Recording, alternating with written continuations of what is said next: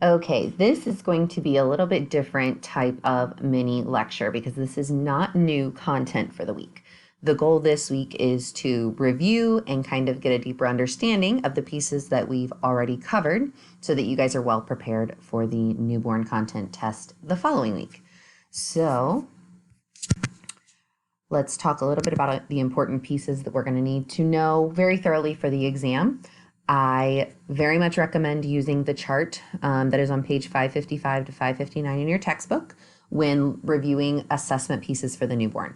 It lays out each body system, what is to be assessed, what is normal, what findings are abnormal with potential causes, and then really has a great column that indicates what the nurse's responsibility or next steps are in response to those abnormal findings.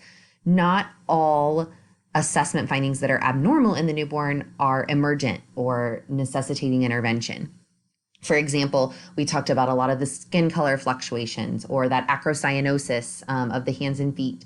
We know that those are abnormal. We document that they are present, but it doesn't necessarily mean we need to intervene. Another good example would be a two-vessel umbilical cord. We know that that's abnormal. We should have three. Remember, two arteries and one vein. Some babies are born with a two-vessel cord, only having one artery and one vein.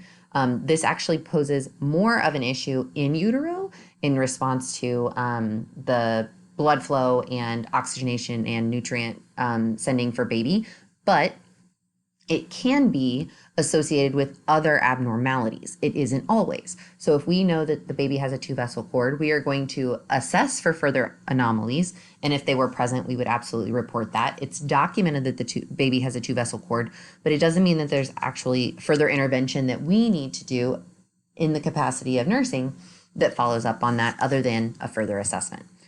Another third example would be molding of the head. We know that this is a fluctuation that we expect, especially with vaginally delivered babies. It's very common. We note that it is there, and then it resolves on its own. So just recognizing what normal assessment findings are, what abnormal assessment findings are, and then which of those abnormal assessments are concerning enough that we need to intervene upon. Being very familiar with some of the universal assessment tools that we've discussed. So that APGAR scoring of how baby is transitioning to extrauterine life at delivery, remembering we complete those at 1 and 5 minutes of age. And then if either of those are less than 7, we would complete a 10-minute APGAR scoring. Greater than 7, everybody is happy. We think baby's transitioning well. That 4 to 6 makes us kind of concerned, and we're definitely going to keep monitoring. And then if we have a 3 or less on the APGAR score, knowing that we're probably going to have to do some degree of resuscitation interventions. The gestational age assessment, or that Ballard scoring, remembering that we use those two different charts, one for physical and one for neuromuscular assessment pieces, and that each of those assessments corresponds to a score. Every 2.5 points corresponds to a week in gestation. So we use that to get an objective measurement of baby's gestational age at the time of birth. And then that helps us in assigning our small for gestational age, large for gestational age, or appropriate for gestational age categories, therefore highlighting which risk factors baby has given their gestational age, their size, all of those extra pieces. Vital signs that you should be ingraining into memory. Respiratory rate of 30 to 60 is normal. Temp, 97.7 to 99.5 is what we're considering our normal range. Pulse, 110 to 160. Again, if baby is resting, quiet, calm, sleeping, as low as 100 is okay. Anything below 100 at any given point would be concerning for a newborn. SpO2 readings should always remain above 95% as long as the baby is older than 30 minutes of age. Again, right at birth, we have kind of a buffer while they learn to oxygenate and circulate oxygenated blood throughout their system. But older than 30 minutes, we expect that 95 should be our cutoff. We do not need to memorize blood pressure ranges for newborns, as that's not a common assessment in the newborn population. Lab values are hard cutoff for blood glucose, being we want it always above 40. If baby is older, a day or two old, we raise that up, but 40 is a hard cutoff. Hematocrit ranges usually fall between 44 to 70%, but recognizing that a hematocrit range above 65% would be termed polycythemia, which we know puts baby at increased risk for jaundice. That's that excessive production and circulation of red blood cells. Baby's leukocytes, white blood cell count usually falls between 9 to 34,000. That seems like a very wide range, but our average is about that 15,000, remembering that the immune system of baby is very immature. So we see different influences of white blood cell reactions to exposure than we do in the older child or adult. So those are our vital signs and lab values that you were responsible for knowing that are fair game on testing. Prioritization in newborns isn't a whole lot different than it is in any other population. Our ABCs are still first and foremost, but keeping in mind that most of the time, if we have a arrest or distress situation in a newborn, most likely the cause is a respiratory issue, not a cardiac issue, which is different than in the adult population. Safety is very important for the newborn, and that takes a wide range of implications. So we have safety in the means of safe sleep. We have feeding safety. Infection control is a huge piece of safety for newborns because they are at such an increased risk for infection. And then we know that thermoregulation and feeding, we have to pay very close attention to as babies transition and become responsible for maintaining those systems and levels on their own. Last but not least, are common complications or considerations and interventions for such.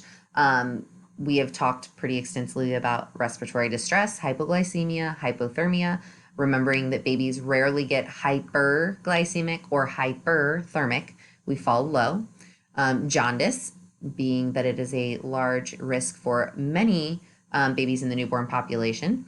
Neonatal abstinence syndrome, and then all of our implications for our special categories. So our small for gestational age, large for gestational age, preterm and postterm, taking special consideration to not confuse those two separate things. Remembering that preterm or postterm has only to do with the gestation in weeks that baby was at delivery. SGA and LGA taking into account the gestation and the size of baby and those different risk factors for each category. Knowing all of these, not only what babies are at a high risk for these, what risk factors stem from these complications, interventions that are appropriate for each of the complications, and then how to evaluate for those interventions.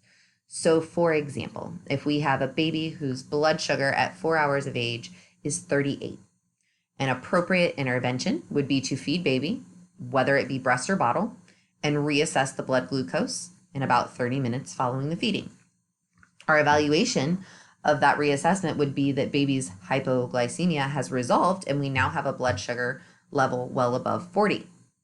That baby, regardless of if they had risk factors for hypoglycemia to begin with, now does have a risk for hypoglycemia. So we're going to continue monitoring that baby in the next 12 to 24 hours to make sure that it is not a recurrent problem.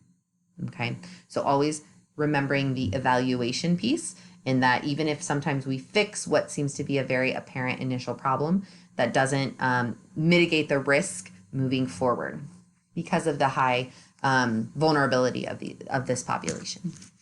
So again, very short and sweet this week. I urge you to review the chart in your textbook of the normal, abnormal, and what follow-up interventions are related to abnormal assessment findings. These are the big complications that are going to be tested on the exam. We will do a comprehensive review in class this week with different activities, and you guys will be completely prepared for your test the following week. I'll see you guys on Wednesday.